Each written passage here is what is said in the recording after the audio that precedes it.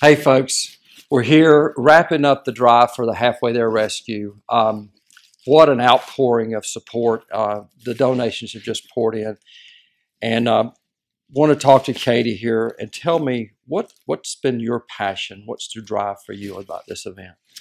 Well, we actually adopted our first rescue 4 years ago now, and he absolutely changed our life. He came covered in mange and clinging to life. So when I heard that Steele Creek was doing this drive, it hit home, and we tried to cover the bases. I remembered what it was like to have our little helpless babe, and I know what the rescues that he came from needed. So we were happy to support on behalf of myself, Madeline, and for Foundry Commercial. Thank you all so much. Thank you for the great donations and just one of many, many, many. Thanks to all of you.